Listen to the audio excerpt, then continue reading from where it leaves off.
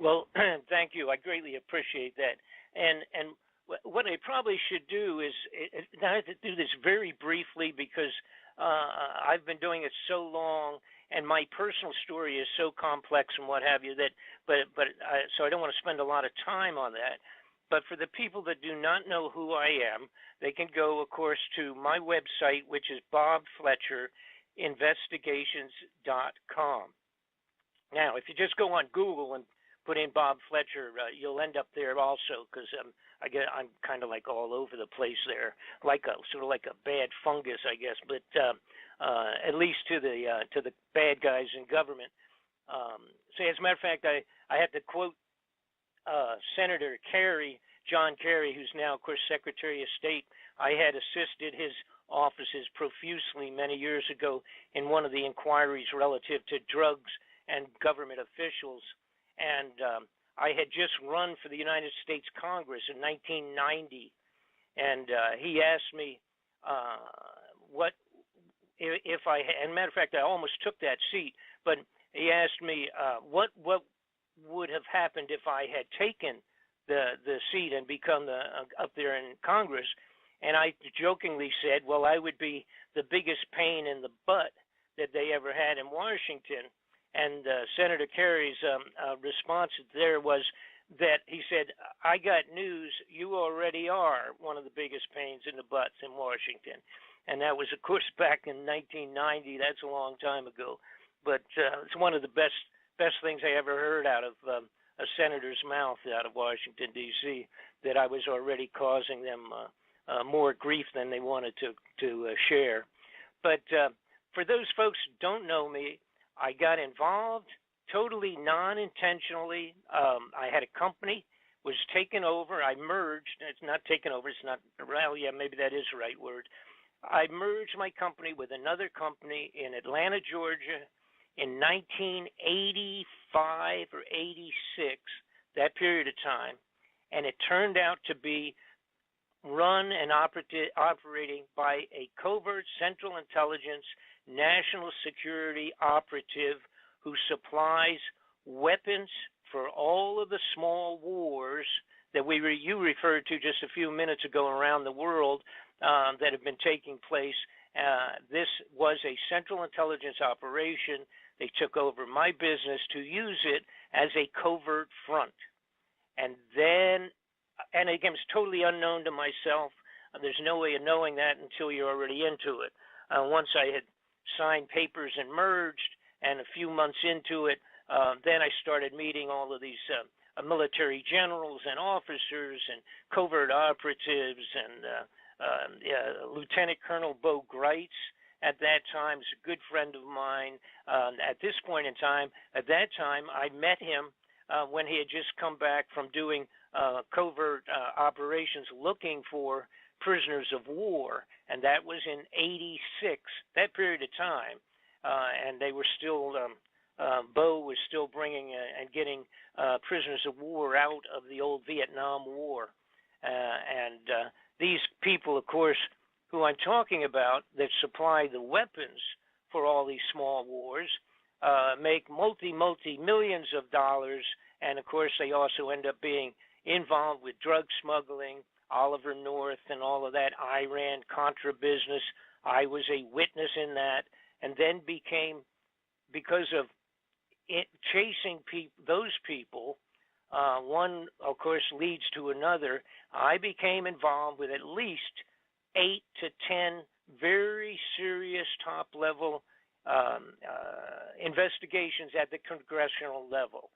Now, I also have to add that absolutely none of them go anyplace. They are all complete garbage for the television for the most part, and to get senators and congressmen reelected because they show you all the wonderful things they were trying to do to clean up America, and in most cases it's all garbage. Now, put that aside. That's how I got involved with this stuff of chasing and following, going after criminal people, criminal personalities at the highest levels of our government, all the way up to the White House, and it's nonpartisan. They're crooks, liars, and thieves on both sides of the fence. Anybody that goes up there as an honest congressman, and I will use Sonny Bono as a perfect example. A guy, anybody that gets in there and goes and ends up getting into the Senate and the Congress, basically at the very beginning, they kind of pull you aside and have a little meeting with you, which basically means that if you come up here and cause a lot of grief, you'll not be back here again for a second term. If you come up and you cooperate, things will run really smooth and you can move up to the highest levels in our government if you're a good guy. From their point of view, a good guy is somebody that keeps their mouth shut regardless of what they see.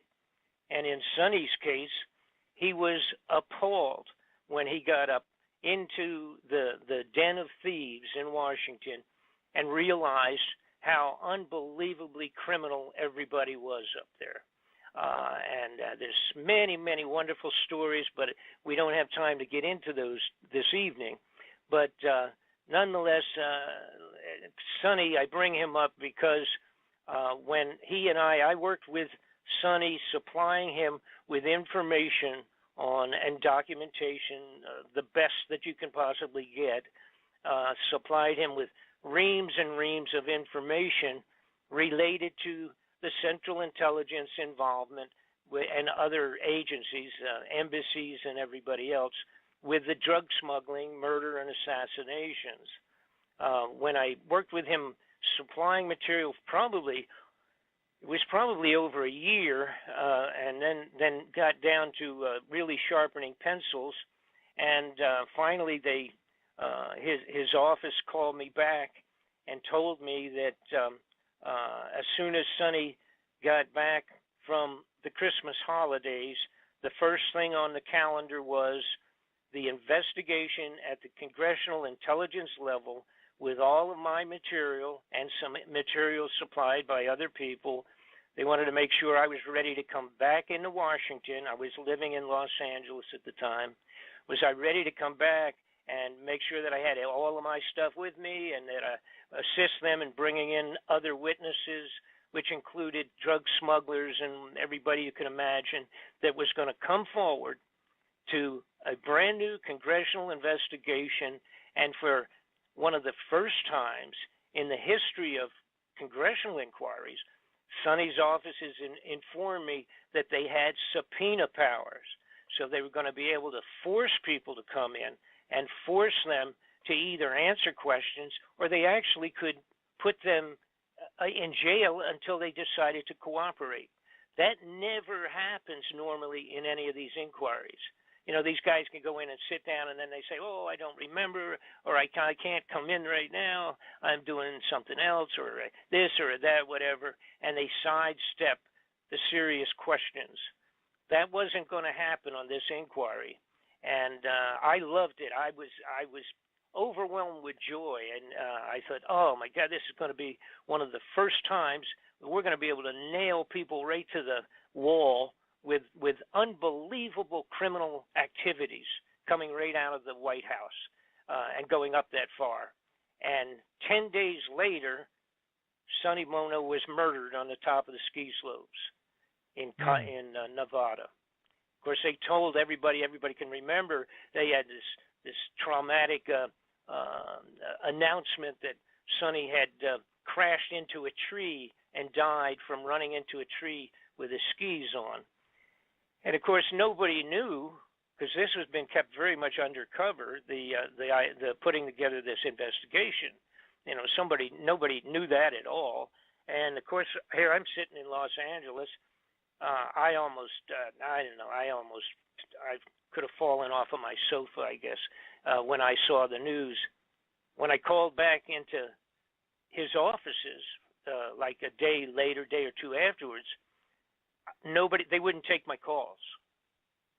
And I thought, now this is the fellow the gentleman that ran the office basically for Sonny was a guy I had been close with. You know, we had lunch when I was in Washington and what have you.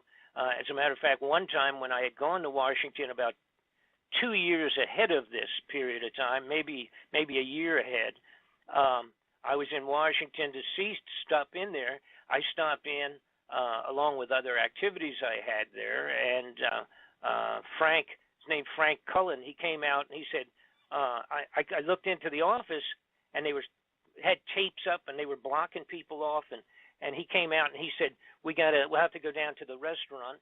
We can't come in. And I said, what's going on? Because people were up on the desks and there was powder all over the place from the ceiling, and they were climbing around doing all sorts of stuff. They had electronic equipment, 3 or 4 technicians wandering around in Sonny's offices in the Congress building. And I said, what is going on? And they said, Frank said, somebody's been tapping our entire offices. And now, read my lips, right? Tapping the offices of a congressman in the congressional buildings, in his office buildings. And I said, what in the world? I said, well, that doesn't surprise me what we're doing, what we're in the middle of right now.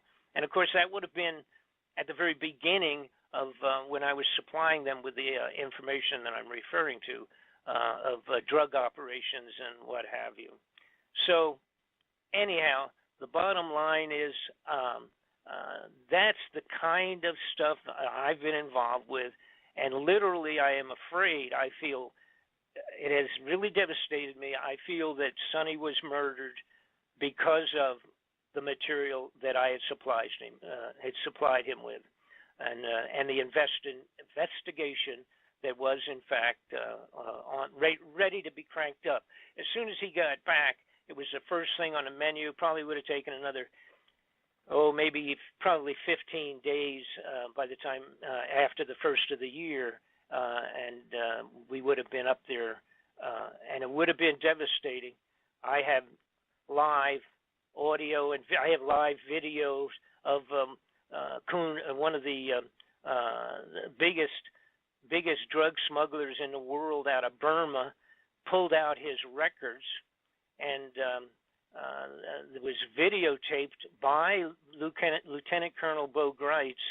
He actually videotaped it when Kuhn saw, this is a drug smuggler in Burma that was the primary supplier of opiates into the free world for many years. He has 40,000 soldiers on the mountainside in Burma. So this is not like 5 guys, mixing funny white powder down in Mexico someplace. This is a huge operation with truckloads of the opiates coming out of the top of the hill in Burma.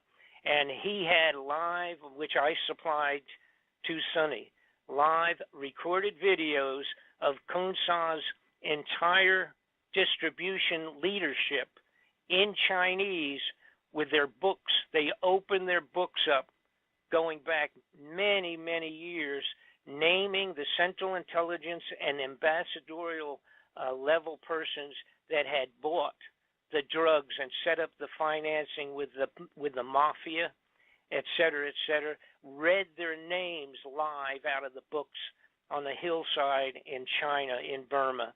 And that's the kind of evidence I had supplied, along with documentation and what have you, connecting right into people like Richard Armitage, who was Assistant Secretary of Defense for the United States of America under the Bush administration. Anyhow, that's the type of stuff I've been doing. So now let's figure out how that relates to the incoming of the possibility of NIBIRU headed back in close to the to the Earth. What had happened a few years ago, I got looking into the extraordinary amount of money that was disappearing from the United States. Now, originally, I got to actually admit, I didn't know anything about Planet X. I had heard about it. It's one of those things, like so many millions of things. You hear about stuff, but then if it doesn't move to the forefront or you're not directly involved with it, like in my case, if you're not directly involved with it, it's like just sort of out there, and nobody could. There was no real good evidence, as far as I was concerned, many years ago, to ever pay any attention to it. But when I started looking into the money that was disappearing, now what am I talking about? For one thing, I'm talking about is that all the gold in Fort Knox is gone. It no longer exists. It has been taken, stolen, removed. All right. Now, when I say all of it, whatever, maybe I'm talking about 97% of it or whatever. There's always a couple of roomfuls of gold that people could look at, but that wouldn't mean anything, because if you didn't see all of it, or you didn't have an accounting of it, an audit of all of it, it really doesn't mean anything. We have the big building in Fort Knox that's supposedly filled with it. And then, of course, we have it in New York City and a couple of major banks. They have some of it put away and, behind bars, if you will. And you could go there and probably still see some. They still have it in a few other locations. But for the most part, when you're talking tons of gold in gold bullion, tons and tons. What makes a fun holiday gift the whole family can enjoy? A festive wooden gift box filled with gourmet treasures waiting to be discovered.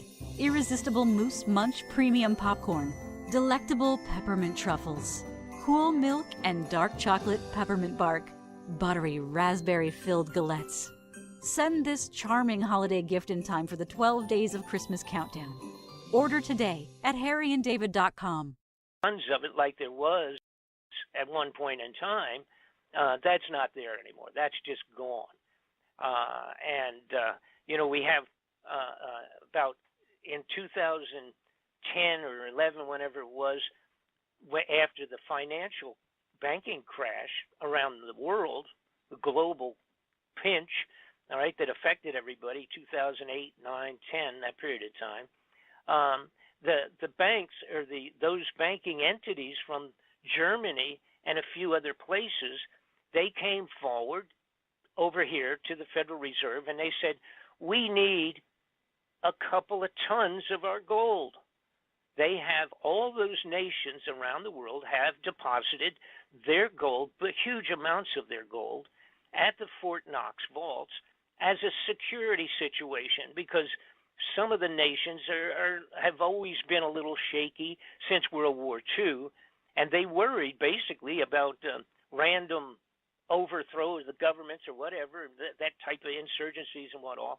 So they had put tons and tons. I believe the amount that Germany had in there was 1,500 tons of gold, just themselves. Well, anyhow, they came forward and asked for it, and the Federal Reserve said, oh, no, you can't get it right now. Uh-oh, what's wrong with that picture?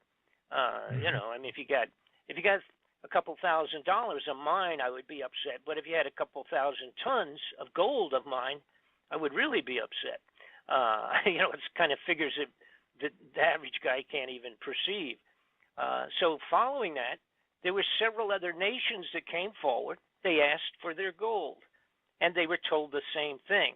And interestingly, they were told to kind of get back in 2020, in the year 2020, they could probably get a good audit or some of their gold. That was kind of what the original answer was. And then, of course, we had Ron Paul came forward in Washington, and he has for several years said he wants an audit. We require an audit. The United States wants to know if the gold is there, because he agrees with me, and that is that it's gone. And, of course, they told him the same thing. Basically, they just said, go away. You have no right to even require or request at the senatorial, congressional level that you do not have the right, because that's the way it's set up in terms of the Federal Reserve creation and regulations. Nobody outside of their own group of bankers had the ability to audit or even request an audit. And, of course, that doesn't happen. That's kind of like, whatever, having Al Capone keep track of the mobsters for you or something like that. So that doesn't happen. Right. All right. So, all right. So now we have now that kind of like really bothers me, and I'm listening to that and watching that and all, and I thought, what's wrong with that picture? And then Donald Rumsfeld, the guy that was in charge of the Department of Defense at that time, came forward on the floor of the Congress. Now, this is important, is the date that he did this, the day before the 9/11 terrorist event in New York. Rumsfeld came forward on the floor of the Congress and said that he had lost, the Department of Defense had lost $2.3 trillion.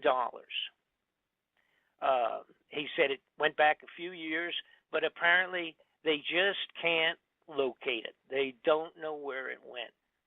2.3 trillion over about 10 years.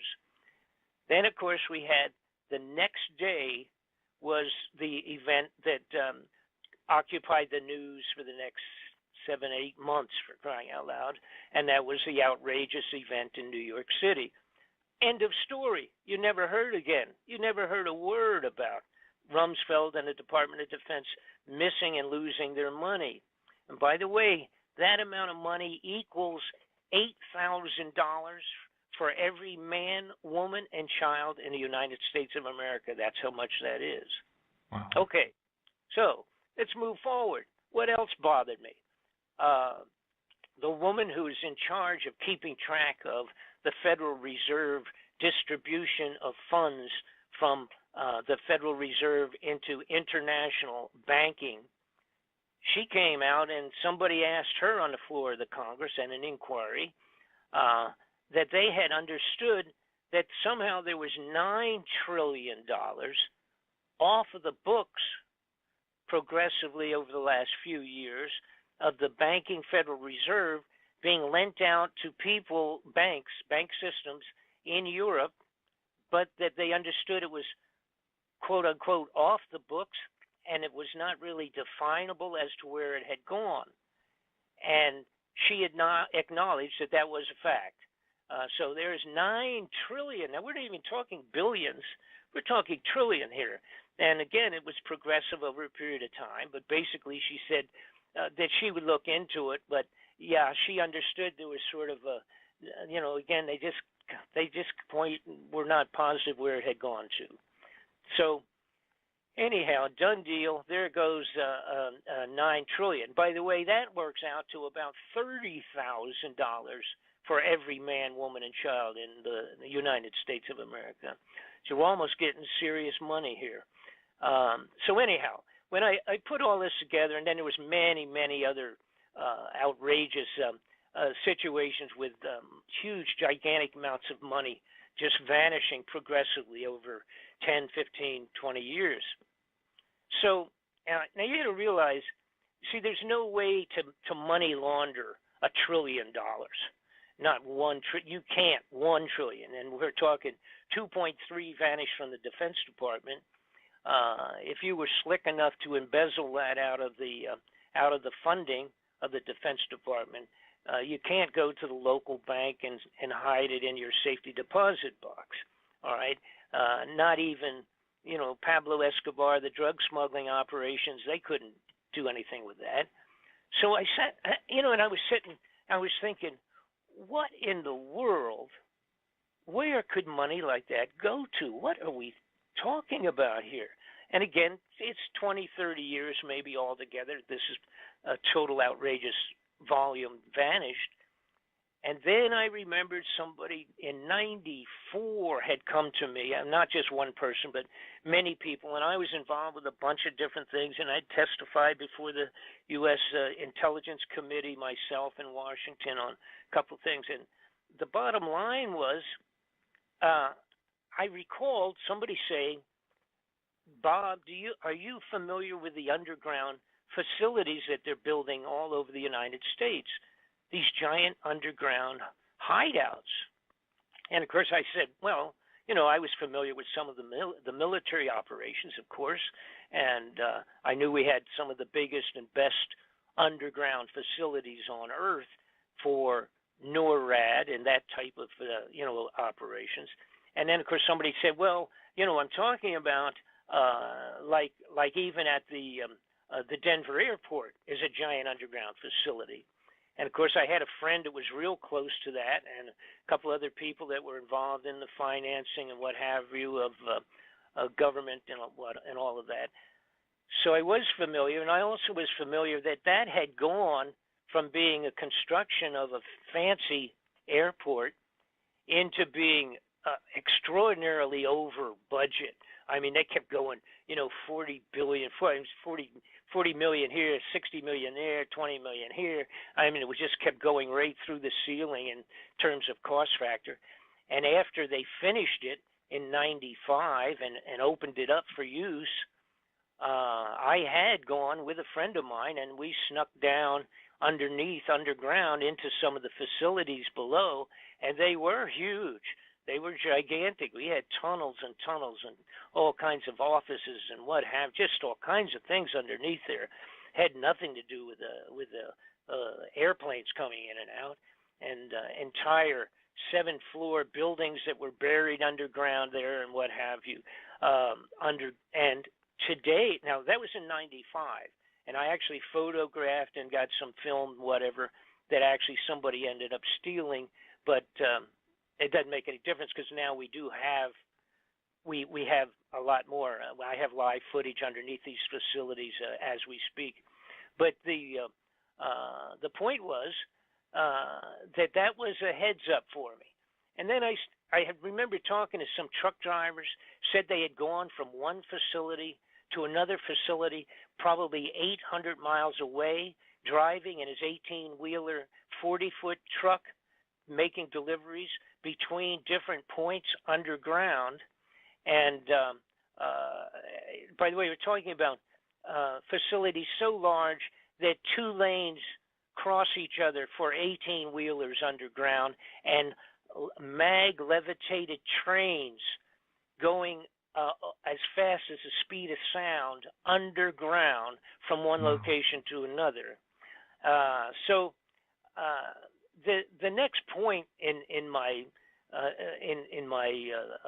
process of looking into this stuff was also the realization that somebody had come to me.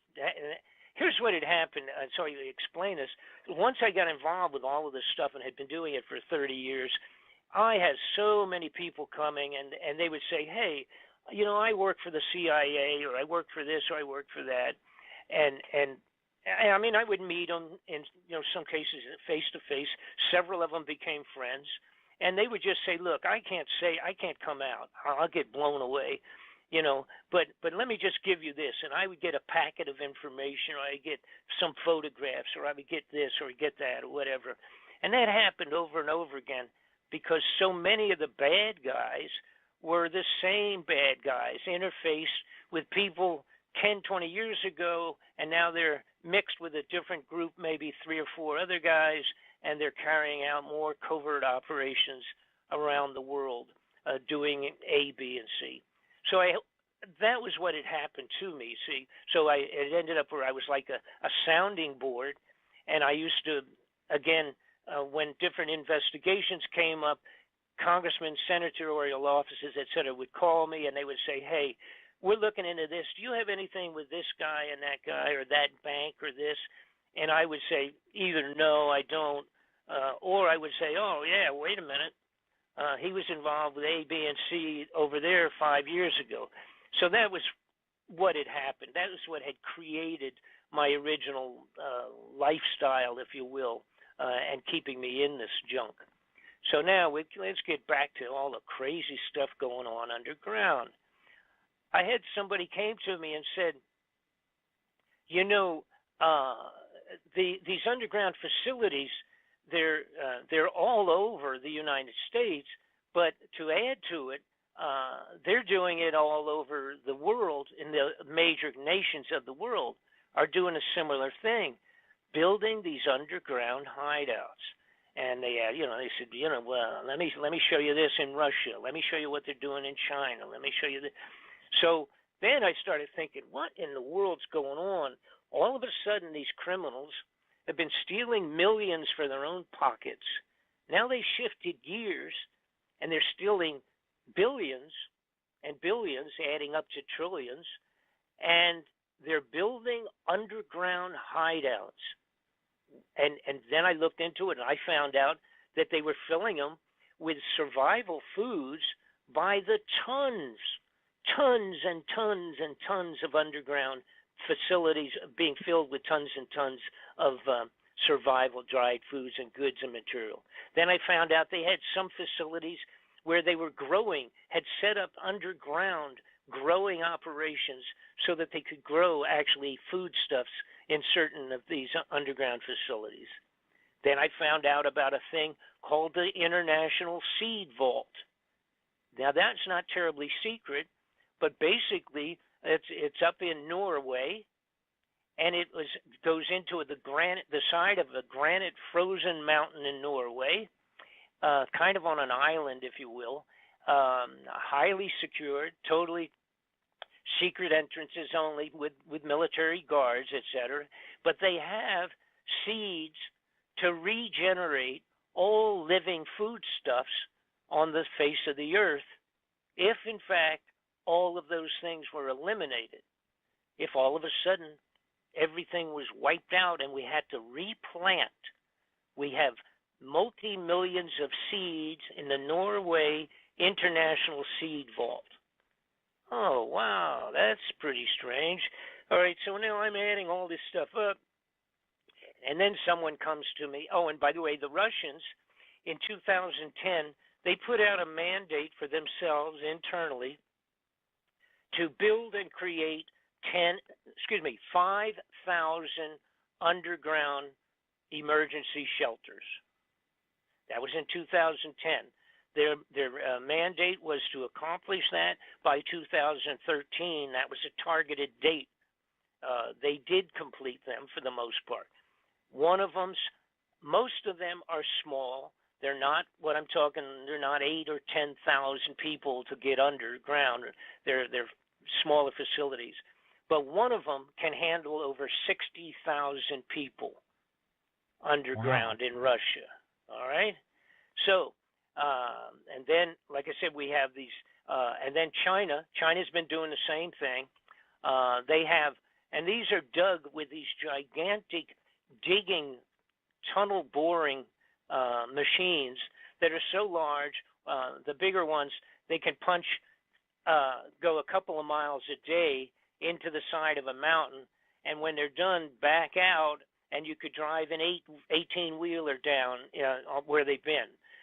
That's it. Just punch a big hole, come back out, and you could drive an 18-wheeler facility into the side of a mountain or underground. So that's how they're built in terms of the basic drilling of these things. The Red Chinese have one single drill that is 3 of them in tandem, big enough so that they go into the side of a mountain, pull it out, and 2 18-wheelers can go side by side, driving into or under the ground with these facilities. So the next point obviously was, what in the world, what is the possible reason for this kind of expenditure of funds?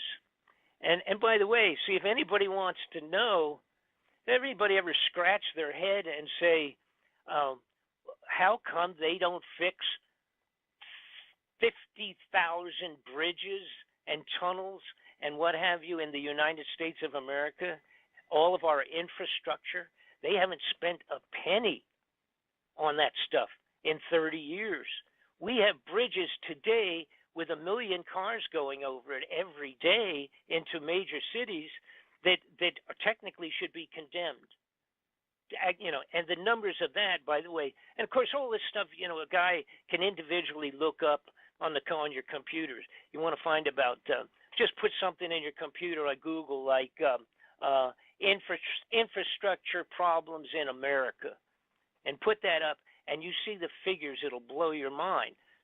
But they're not doing anything. They're not doing anything on any of that stuff. The money is not there. Where's all the money? the money is underground in these hideouts for the elite.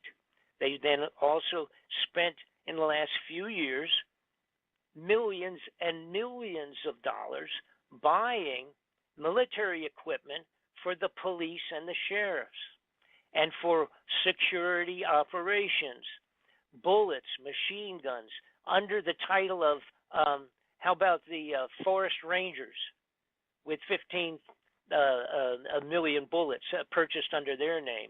You know, not only Forest Ranger, how about the Internal Revenue Service? Thousands of bullets and machine guns and that type of stuff. All right? So we say, well, what's that got to do with it, Bob? Well, it has to do with social riot control up on the top of the ground when the elite are down under the ground. And then finally it came to me, exactly, I don't remember what it was. Maybe I told some people I was looking into all these different things, and somebody simply said, well, you know, Nibiru, Planet X, has been finally really discovered, and it's coming back. So then I started doing some snooping because I didn't even know what they were talking about. And I said, well, you know, oh, yeah, I remember something about that.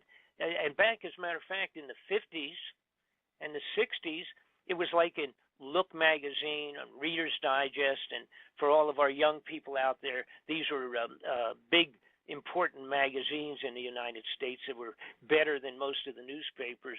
And they had done stories about Planet X in the early 50s and 60s. But at that time, they said, even if it was really found and located, don't worry about it because it's 50 or 60 years from now, right? Uh-oh. Guess what, guys? It's 50 or 60 years since they wrote those stories, okay? So now is the time you do start worrying about it. Somebody brought to my attention a fellow named Zecharia Sitchin. It's a guy that had done the, had gone into the Sumerian clay tablets. By the way, there was like thousands and thousands discovered over there in Iran, going back 4,000 years. And he deciphered them and discovered that there was this planet called Nibiru, which is Planet X, or part of the same small system, that was coming around, had come around several different times, but it had been written up in these clay tablets that basically that was what had generated Noah's floods. One of the close passings of this Planet X, Nibiru, was what had created the floods in Noah's time. Now, there's always all kinds of, because when you start going back 1,000, 2,000, 3,000, 4,000 years and deciphering things and analyzing them and all, it takes an awful lot of study to do the right comparisons as to time and date. The dates have all changed. Calendars had changed. There's differences of biblical time relative to calendars and timekeeping relative to other nation states at that, you know, going back that far in antiquity. But the Bible writes about it. The Quran writes about it. There have been cave drawings and writings on the walls that writes about it. And then, of course, when Dr. Sitchin finished doing his deciphering of this thing and said that it was going to be coming back around, of course, you know, it's a typical human nature, just like Alex Jones being afraid of the fact that it might be true. It's human nature in science that if you don't have a good video of this thing, nobody believes you. It takes an awful lot to get science to change their opinions or change their precepts of things, events, astronomy, whatever it is. But lo and behold, Dr. Sitchin finds out that a fellow named Dr. Harrington, who ran actually was the head of the observatory, the Naval Observatory for the United States of America. He got interested in Sitchin's proposal on this faraway planet that has this huge orbit, goes way out and then comes back in again and then way out again. He started looking into it and kind of studied it for about 10 years, I guess. And then finally he said, uh-oh, we think we found it. Now, this is the Naval Astronomy, the actual planetarium observatory, if you will, for the United States Navy. And this guy ran it. Okay? He called Sitchin in to his offices and sat down with him. And I'm not sure off the top of my head. I have 10 million things in my feeble little mind here, but I don't have the exact dates. Not important. I think it was 1990. And so Sitchin sits down with Harrington. Harrington says, I agree with you. I think that you're absolutely right. And as soon as he said that, in a short period of time, he became ill and he died of cancer in about within a couple of years before he was able to complete his official report. Now, people, of course, could throw stones at that since the final report was never accomplished, but we have the actual videotape of the meeting between Sitchin and Harrington when Dr. Harrington admitted he was right and they had found it.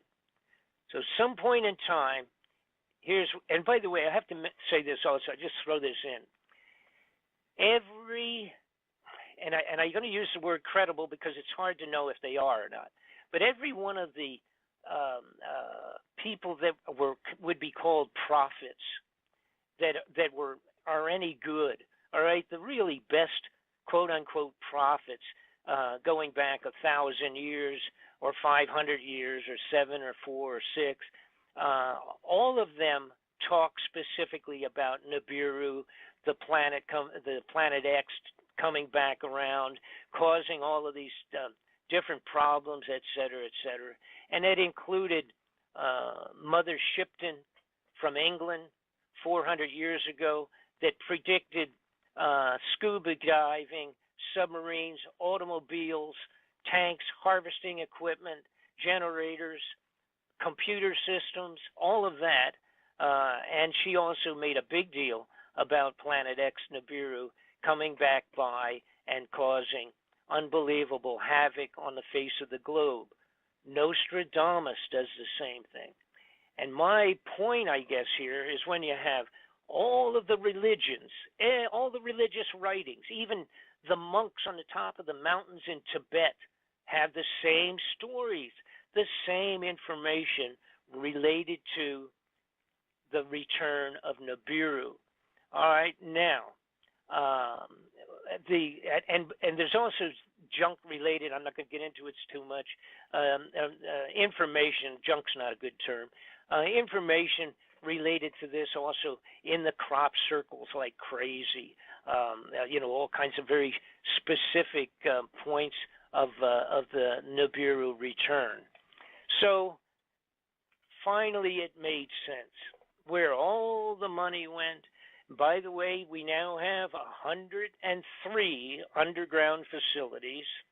I have finished the DVD. It's a double disc DVD. It's very tedious because I was obligated, I thought, to give all of the interfacing connections of in other words, connecting all of the dots from square one moving forward. It's a 4-hour DV, two DVs of 2 hours each. It covers everything, the political part of it, the secrecies, how they've been doing it, how they've been going about it, etc.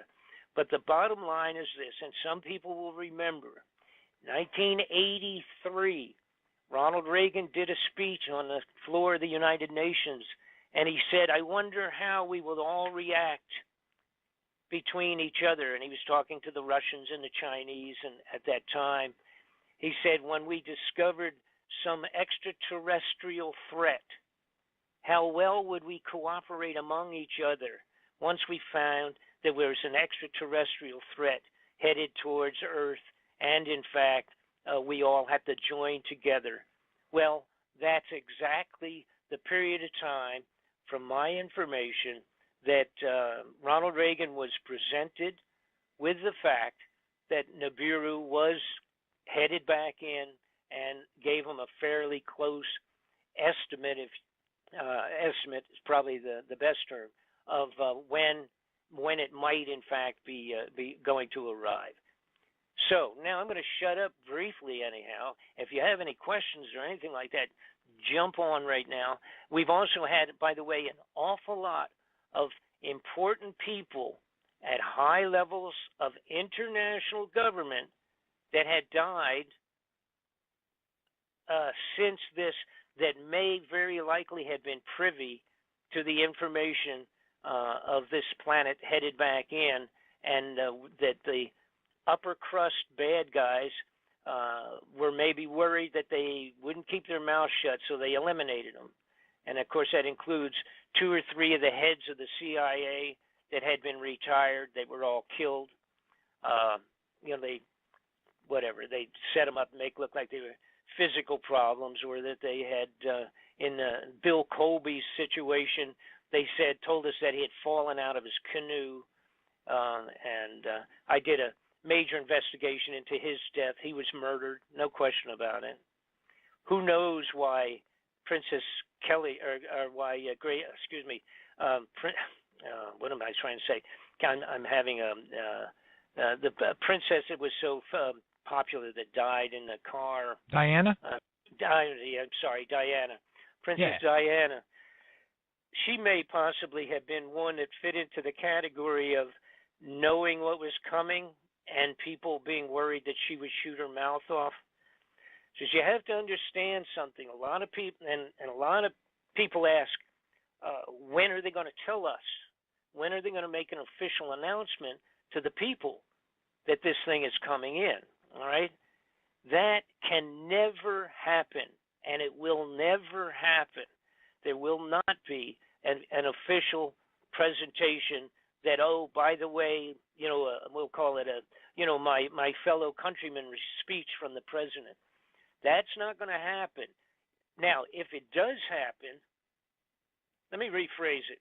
It may possibly happen, but when it does, the United States will already have to be under martial law. The entire country has to be under martial law before they make that presentation. And of course, when they do make it, all those people that have their tickets to go underground are already going to be there. And the speech will be put out on a pre-recorded format to the rest of the world. They're going to be gone, and they don't want any interruption on their way down into the tunnels. All right? So the bottom line is, my opinion is, they probably will never make that announcement official.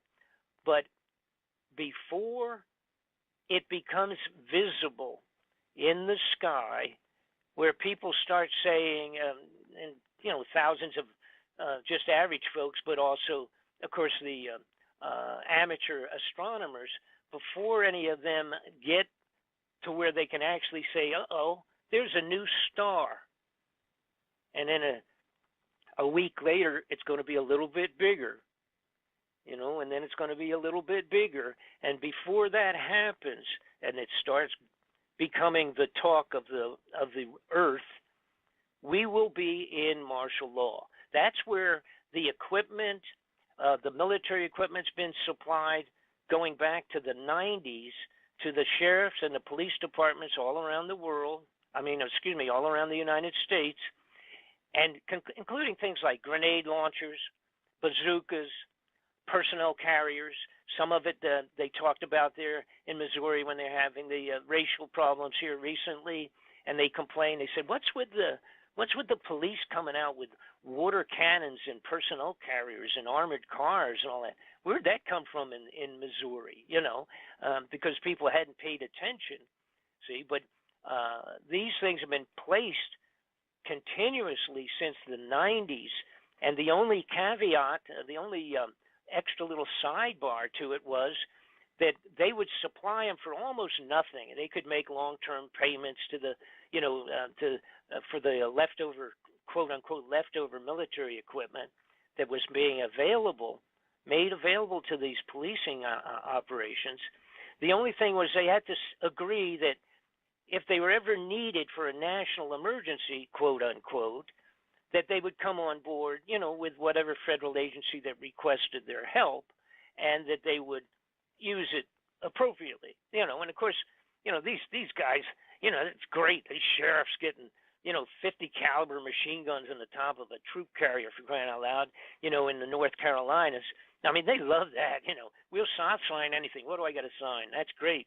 Get me a couple of those and a couple of few bazookas and a bunch of gas masks, and yeah, we want all that stuff. So that's been going on like crazy, and that's all going to be. That's already in place. All right, that's all out there already, and continuing to move. That's where all those thousands of bullets and everything to all these stupid little bureaucratic offices have signed off on thousands of sidearms and bullets and stuff like that. What in the world would that be for? And there's so much that they've ordered, you could fight a third world war with the junk that they've put out and distributed across the police forces and the forestry department and that kind of junk, IRS. What's going on? Now, I also, to shift gears again, another fine point. I got looking into, and by the way, I took 3 years creating these 2 DVDs. And I won't tell you how many problems I had. They've been trying to shut this thing down profusely. My computer's been tapped as many as 3,000 times in a couple of years. So, and anyhow, that's aside, a little nothing. I looked into the religious part of it. I thought, the Pope, and at that level, all right, they got to be involved. And I started snooping. Son of a gun, guess what? The Vatican built an infrared telescope in Arizona, built and owned by the Vatican, owned and operated cooperatively by the United States government, NASA people, but it's owned by them. And by the way, guess what they call it? Lucifer.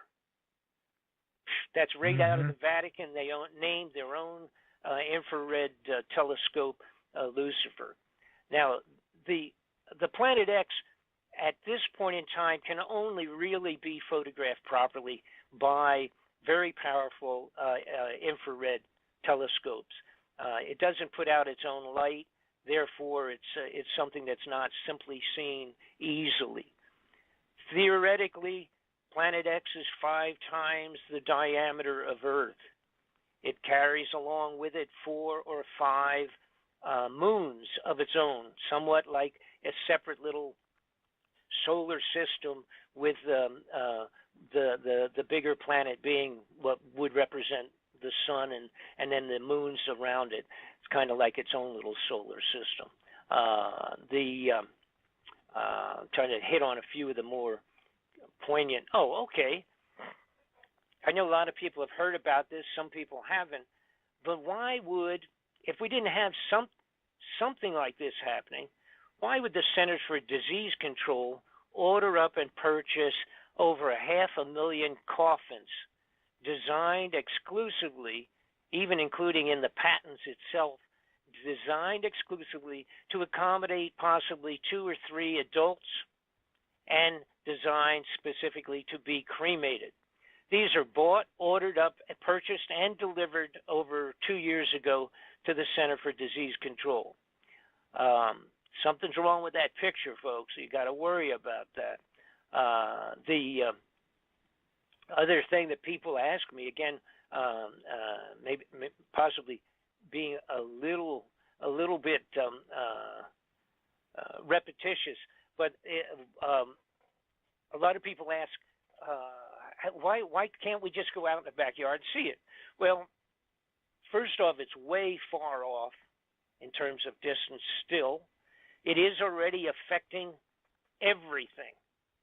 The crazy weather that we have on the globe in the last 2 years, it can be, I think, my opinion, along with people that are on the scientific side of it. I didn't come to this as a scientist, as an astronomer. I have to depend on people that have been doing it for years. Some of this I discovered myself once I learned what was happening. For example, all of the planets have been changing, going from Pluto inward. All of the planets have been heating up. Their surface chemistries have been altering. There's having storms on the face of some planets. They've never seen that ever before. That's right. Some of the planets are wiggling, jumping around a little bit in their orbits. They're not quite sure what's going on with that. All right. Now, Planet X comes back from a distance out beyond the Oort cloud. And for people that are not familiar with that, and that would include myself 3 years ago, the Oort cloud is like a gigantic circle of space debris in tremendous volume. I'm talking trillions and trillions of pieces, I guess, of space debris that constitutes what they call a cloud, named after the guy that discovered it, named Oort, a German or a Yugoslavian or something like that. Anyhow, it comes in from way out there. That Oort cloud, so that you get a handle on this, that Oort cloud surrounds the entire solar system that we are existing in. All right? So that's how big it is and how far out it is. All right? The Planet X is said to be returning from way out past that, coming back in. And when it travels, it's like a bowl. I refer it to like the bowling ball effect. It's like a bowling ball coming down the alley into the 10 pins at the end of the alley. And as it goes into all of that debris and everything else on it, making its way on inward, it's affecting by gravitational effects and physical collision, etc. It's banging junk all over in every possible direction into the universe. We have had an increase in meteors and meteorites just in the last 3-4 years. I mean, and unless you're completely out of it, you can just watch the regular NBC, CBS News, and you can see every once in a while they say, "Oh, there was another meteor was seen," and they'll show this ball of fire coming down over California, and then they say, "Oh, a week or two later, there's another one someplace else, and someplace else, and someplace." It's global. They're all over. They're coming in like crazy because they've been cultivated and smacked and dislodged from where their normal little homeland would be, floating around in space, because of this Nibiru coming back in with this whole little solar system of its own, heading back. The idea is now there are, in fact, and I have to kind of give credit and point out and make a real important point here. There are a couple of different points of view whether Nibiru will come back in on our plane. We are on what's called the plane of the ecliptic, which is somewhat all of the planets reasonably on a flat plane. If you put your arm out away from your body, if you put your arm out flat, straight out, the plane of ecliptic that we are rotating on in our orbit and all of the other planets on their orbits is all pretty much reasonably on that flat plane. Now, if you go down, move your hand downward about 12 or 8 inches, that would represent approximately a 30-degree slant off from a straight arm, a straight point where your arm would be out straight. That would be about a 30-degree off of the ecliptic. Now, the half of the people think that it will be coming in pretty close to flat plane. The rest of them think it's going to come in at about 30 degrees to the from below us, and cutting through, sort of like cutting through a pie, but cutting through on that 30-degree angle, coming up around the sun and then back out again on that angle. Either one doesn't make any difference to me. My point, of course, is just if the darn thing's coming and it's going to, create the problems that it will create. So you do have a difference of opinion of people that are on both sides of the fence, equally as intelligent and schooled on astronomy as each other, but talking about slight differences on that. Now, it would make a difference of how long we would be affected. And again, I must point out there's a fellow named Gil Broussard has done a tremendous amount of study on this himself for many years.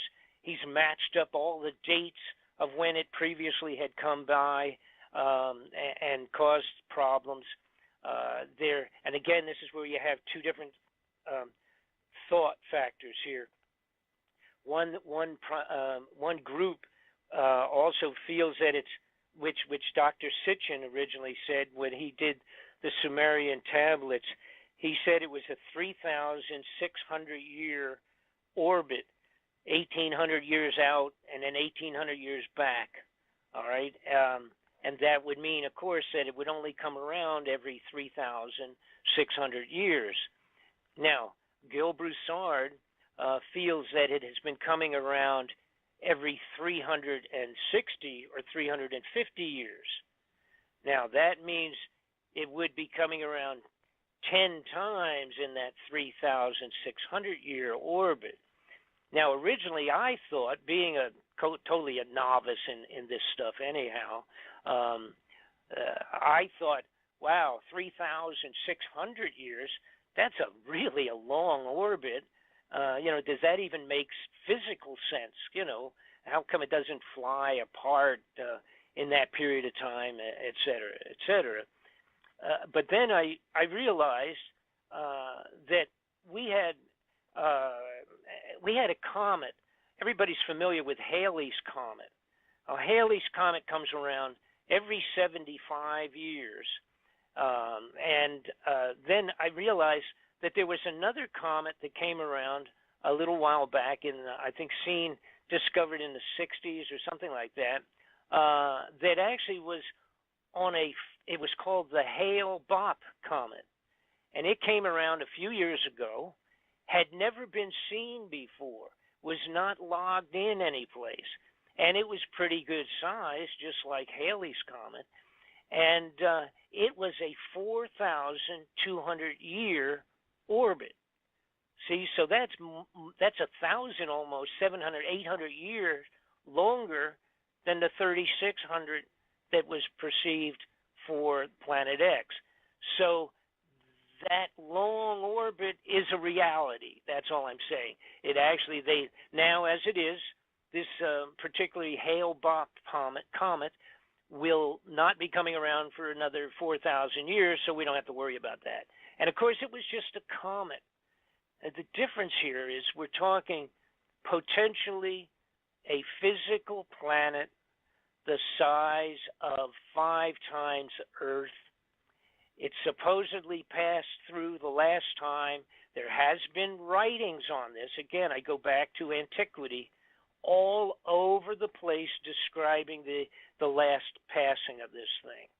If it was 360 years ago, or if it was 3,600 years ago, it makes no difference.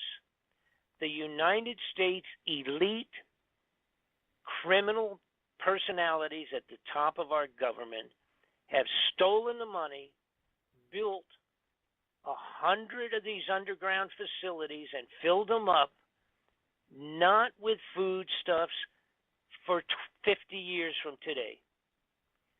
Why are they having them completed last year and this year and 4 years ago all over America, keeping them top secret, spending every buck they could steal, including the gold, all of that money going down underground, if they do not perceive this to be coming back in a short period of time, period.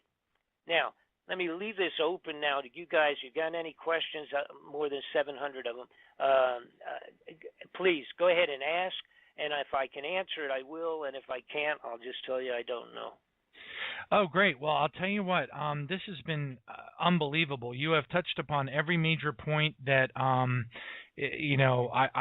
mean, wow. Thank God. And I'll share some things with you, and then I'll also pass over a couple of questions that some people had sent in.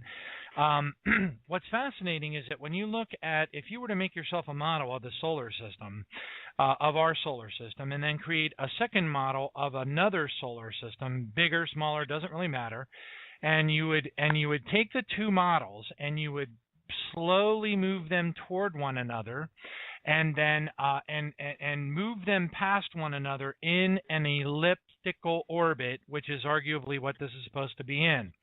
If you were to create that model and move the NIBIRU system through our solar system and in an elliptical orbit and back out again, what you would end up with is two events, not one, but two events. And what's fascinating is the Bible actually explains those two events in rather vivid detail in a couple of verses. In the sixth seal, at the sixth seal in Revelation chapter 6, verse 14, you have an event that's along the lines of the Velikovsky type stuff, which is similar to the Edgar Cayce vision, where it says in Revelation 6:14, it says, every island and mountain was moved out of place. What's fascinating is that matches similarly to what Father Malachi Martin testified on Coast to Coast AM in 1998, I believe it was, where he said he was given the third secret of Fatima by some insiders, and that there was supposedly a pole shift in the third secret, and it was supposed to happen in 2017. Now, if NIBIRU, the system, moves through our ecliptic plane and comes back on the elliptical orbit through again a second time, what's fascinating is about 3 years later, arguably, because the Great Tribulation of the Bible is about 3.5 years long, okay, Revelation 16, verse 20, in contrast to Revelation 6:14, says every island fled away and the mountains were not found. So what you have in so then you have a dynamic in Revelation 16, verse 20, that is very similar to what you see in the movie 2012, where the crust of the earth completely gave way and entire continents were destroyed. And that's fascinating because the timeline just seems to follow suit with an elliptical orbit of a star system moving through our solar system. One of the questions that someone had submitted was, have you heard any word in your from people in your sources and such about Puerto Rico, something happening in Puerto Rico, FEMA coffins, stockpiles of emergency supplies, things like that, anything associated with Puerto Rico? There is a prophet by the name of Efrain Rodriguez who's talking about a comet or an asteroid splashing down off the coast of Puerto Rico. What do you know about that? Yes, I know that the reality is that a huge amount of maybe even either a secondary order or the bulk of that first order of at least 500,000 of those coffins I referred to have been moved for storage there. I do know that a couple of million body bags were ordered up and have ended up there in terms of a storage. Now, I don't know if, in fact, first off, I don't believe there's any way anybody at this point in time could say XYZ is going to hit into the waters close there or something of that sort. I don't know. Personally, my gut feeling overall is that that probably would be a lousy place, but for some reason, temporarily, yes, that's a truism. That stuff is down there, or at least some of it, and in big numbers. That's all I can say as far as that's concerned. I'm not positive about if anybody would have the ability to get close enough to say And besides, here's the other point. If we saw a tsunami in a couple of years ago, and we witnessed that, and it was unbelievable. And that was from an earthquake way far out in the ocean. These tsunamis that would be set up and generated from large, let's say something the size of a school bus, anything the size of like a school bus that went into any of the oceans on the earth will set up tsunamis that would be shocking to almost every coastline, east and west, away from the center point. It only takes something that big if it's coming in at the speeds that these would be coming in. We witnessed one, and now this is another important point as people relate to why can't we see these things, et cetera. First off, it's not close enough. But secondarily, we have to remember something that we saw right in front of our face, and that was the meteor that we were watching and waiting for a meteorite or a meteor to come in that we were aware of that was going to come in over Russia a couple of years ago. And then on the same day, a secondary, which apparently had no connection to the first one, a secondary one came in and blew up really violently and blew like 2,000 windows out in Russia and injured a whole bunch of people, et cetera. It was like a big bomb going off in the atmosphere. It actually did burn up and explode. Most of it did before it even hit. And when it hit, it went into a lake that was ice covered, and it was only the biggest piece, I think, that went into the lake was only about 15 feet across or something. But fortunately, just went into a lake covered with ice. But everybody right away said, where did that come from? Nobody on the face of the earth saw that thing coming in. No one. And when the head of NASA was asked about it a while later, he simply said, it came in from the direction of the sun, and we could not see it. We did not, and we could not see it with any of our scopes. Okay? And then also, by the way, he was asked if a large element was coming towards Earth, and we knew it was coming in 60 days, what could we do? And the head of NASA said, pray. So that was the best preventative action that the head of NASA had for that question. But I want to get into another point, make another point. Now, what you're talking about is all, and again, it is all in the Bible. Not only is it in the Bible, but it's all over the place. You have to, you maybe have to do a little snooping, but now what you can do is simply get my DVD, and I have all of that in there. I've got all the biblical connections, the dates, the elements, the descriptions, all of it. It's all in my DVD. Now, in 1999, there was a discovery made in Germany, and it was called, they end up calling it the Sky Disk. This was found at an archaeological dig in Germany, set up very similar to the Stonehenge in England, a big circular thing, and it was there during the Bronze Age, and approximately 3,000 years ago. And it apparently was literally some type of a sky observatory in the Bronze Age. So we had some people, they were really into what's going on in the sky, like the Egyptians going way far back. And this thing that's called the Sky Disk is approximately 12 to 13 inches across. It's circular, like a shield, so to speak, but it's a piece of art, if you will, but it actually is a diary of the passing of NIBIRU, causing a solar eclipse during a particular day when this happened. Now, could that be the 3 days of darkness that everybody's talking about, do you think? Oh, the 3 days well, yes, but this was actually, according to this, it appears that it was only 7 hours. But you have to understand, there are a lot of other things involved, like debris and junk and everything coming along behind this thing. Yeah. Now that's where we're going to have real problems.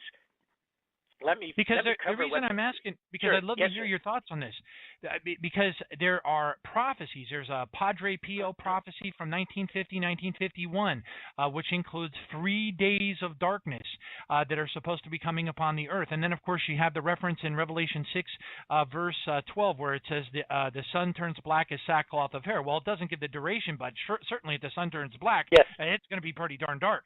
So the question Yes. is, if it does turn out to be a 3 days of darkness dynamic, which matches the 3 days of darkness during the Passover and Exodus, then my goodness, do you think it could be related to the passing of this thing?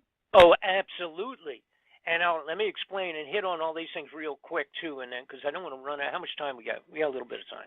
Yeah, we're about. Yep. Okay. Well, when do we wrap up? 8. Yeah, in about 8 o'clock? 10 minutes. Yeah, we got about okay. probably ought to shoot for about 8 minutes. All right, let me scoot through this thing real quick. This star, what's called the sky disk, it's made of bronze. I believe it was literally poured, as a matter of fact. They were pouring bronze back then, and that's pretty amazing. But anyhow, they were making weapons and all by pouring them into molds. So they had to make a mold and then pour it. I believe this was poured.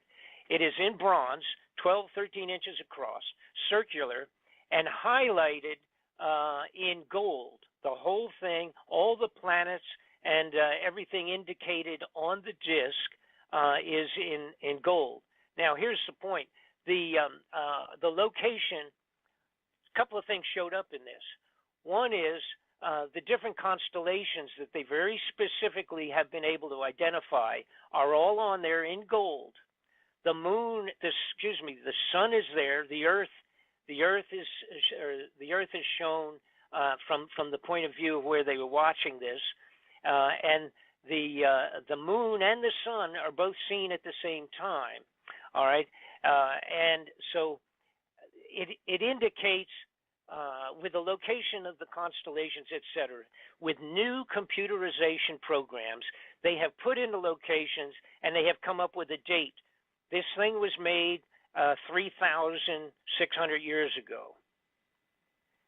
Wow. And it indicates, yes, and it indicates a solar eclipse by a large body, obviously not by the moon because the moon can be seen. Additionally, let's see, well, that's the most important point, I guess.